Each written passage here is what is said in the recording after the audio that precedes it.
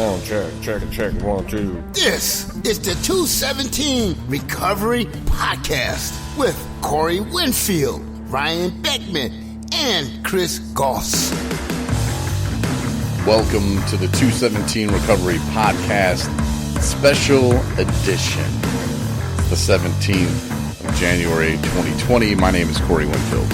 I'm Ryan Beckman.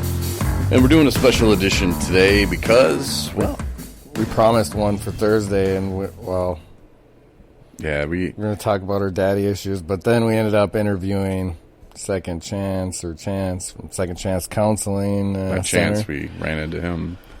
So here we are today, fulfilling our obligations. Yeah, and I felt really bad about it, and I wanted to make a reference to it when we were talking with Chance, but I didn't want to make him feel like we ditched what we were going to do just to talk to him. You know, I didn't want him to feel any kind of way, so I just was like, let's just go with what we're here for. Mm-hmm. And I think it was pretty good, and he had some really good things to say. Yeah, he had a lot of things. You might have to listen to that one twice just to catch it all, but I mean, it wasn't our normal kind of goofy, having fun kind of podcast, but he wanted to go on with them preacher spills. No, he did. Preach on, brother. Amen. Chance did fine, and he did great. I told him I was like that my first couple podcasts too. I'm like, I got all this information. I want to tell everybody everything. This is not a two-way street.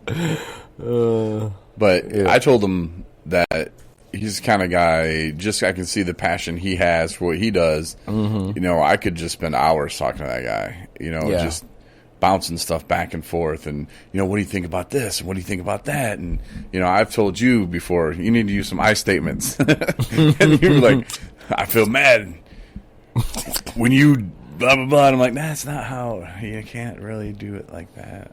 I don't know, but that was funny. He kind of, you know, some of the same stuff, and that's why I really think some of that, I guess you could say, see, I don't really want to call it violence. What would you call it? What? Well, I can't say, I don't want to call it domestic violence, because it's not really... just emotional abuse? Yeah. Is that what you're talking about? Yeah. I mean, it's so mental, and... Mm-hmm. Yeah, there's a lot of that. A lot of people do it without even realizing they're doing it, and how it makes their partner feel. I mean, if you want to have a great relationship with your wife, which I'm sure you do, or with your husband, you know, it works both ways, to take the time to think. And we're just in such a I want it now kind of world. Give me your phone. Let's do it. Let's, you know, and what? Give me your phone. Let's do it. I don't know where I am. Whoa. I was trying to, you know what I'm saying? Like, now. Give me. Yeah, give me. It's a self-centered now. world. To get outside of yourself is hard for a lot of people. But it's rewarding when you can do it, and it's hard. It's really hard. I do it maybe 2% of the time. It's kind of a dog eat dog world, you know, where you have to want it more than the next guy to get what you want most of the time. So, for me, I'm just highly competitive, so I just naturally want to take it. Yeah, and you always want to be right. I always want to be right. Yeah. You know, like I wonder if my mom, she hasn't said anything saying about that. Mama. I wonder if she's like, well, I wonder if I do that. You know, because there are some things that I'm like, you know, like mom, you know, you might want to. Just, I'm not saying that, you know, but the people that do it, like I said, don't even realize they're doing it. They've been doing it for so long, and maybe that's how they were raised. Maybe that's how they came up. Maybe that's what they had to do. You know, I know my mom, she had to be a strong woman. And, you know, there was no BS taken. And she wasn't letting nobody take, you know, this is how it's going to be. And so, you know, mad props, Mom. I love you. But we're talking about dads today. So that. Peep this, little shouty. So yesterday morning when I woke up, I didn't want to tell you because I wanted to tell you on the podcast. Oh, yeah, I know. I had a dream. That your daddy came and seen you? Sorta. No, I had a dream. It was a really weird dream. It was all over the place. But in the dream, there was a message on my phone from my father. My father. And he was like, "Hey, son." And I don't think I listened to the whole thing. I didn't really want to. I was shocked that he called and left a message. And I didn't know how to react to it. As opposed, like, oh, should I call him back now? Or should I just text him? Or should I just act like that didn't even happen? But, I don't know. It was weird. Obviously, that was on my mind, so. That's crazy. Mm-hmm. Coming up in April, it'll be 2 years since I really... tried contacting him? No, because 2 years ago in April, I got drunk and... told him off? Yeah, in a text message. That was good old text messages. But that's when I was in that part of my recovery, in that stage, what I was going through, I realized that I was holding on to a lot of things. And there was a lot of resentment towards my father. And I was drinking, and, you know, I felt alone. I felt abandoned, which I found later it's a huge part, you know. And it all goes back to my childhood. Mm-hmm. Most of our trauma, they say, does. But he just left when I was young. Well, I mean, we'll get into that story here in a minute. But the last time I talked to him, though, a text message, I sent him that text on him, you know, F off. When I almost died, you came, you threw money at me, you know, like, hey, here's this, here's that.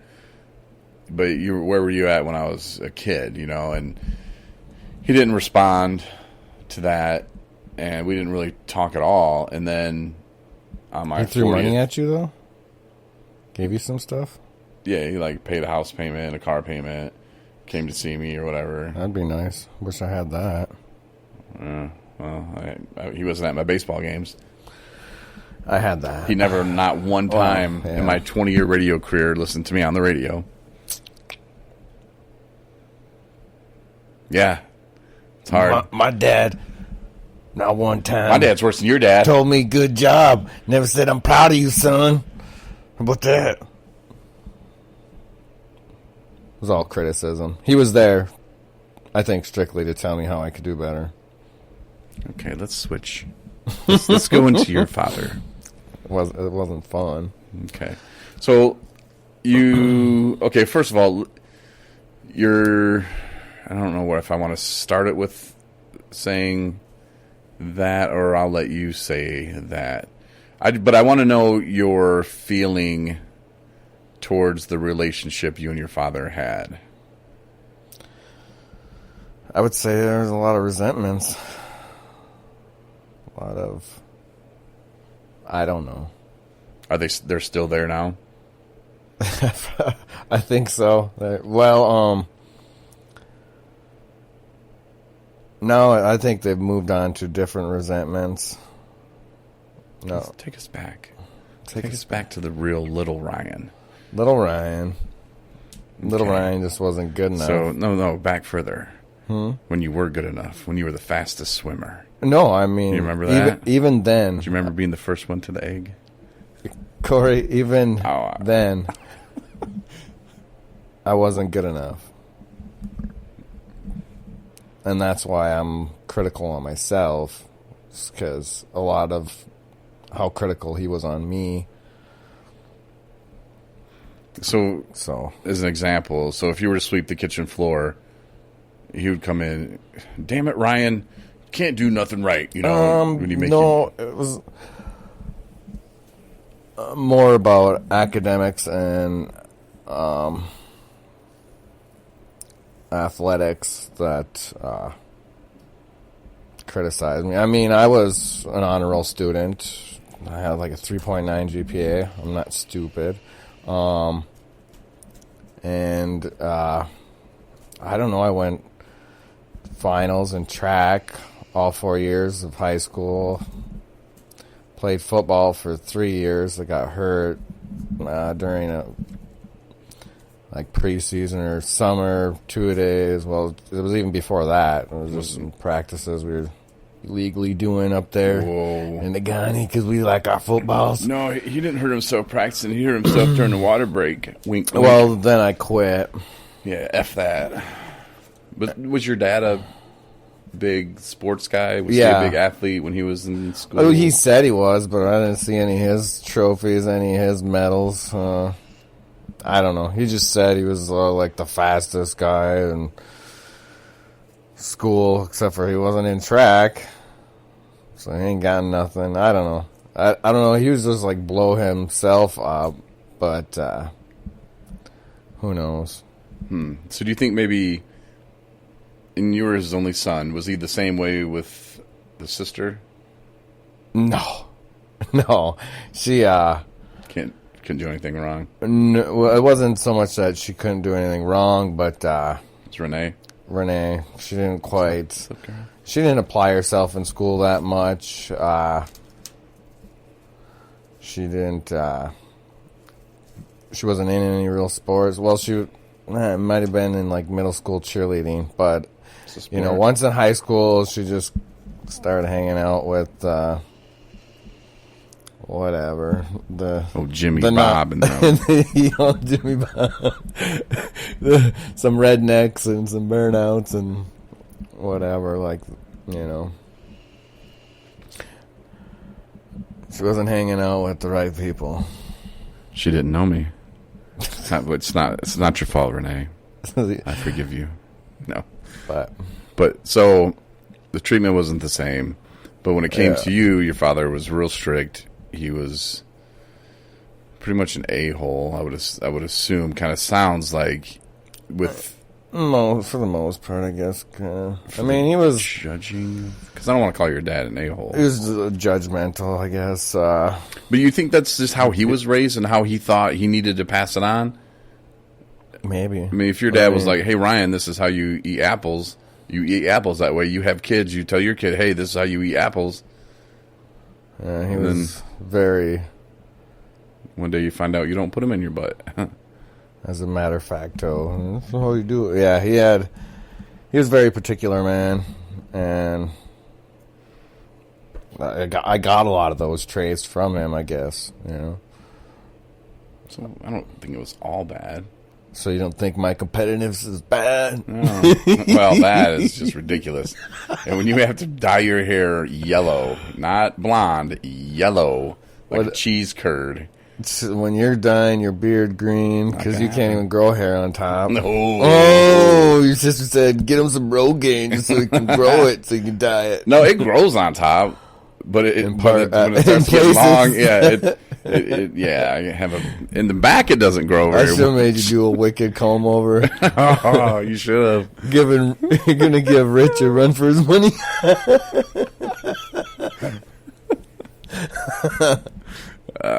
The things we could have done. Well, either way, but yeah, the competitiveness. I'm not worried about it too much.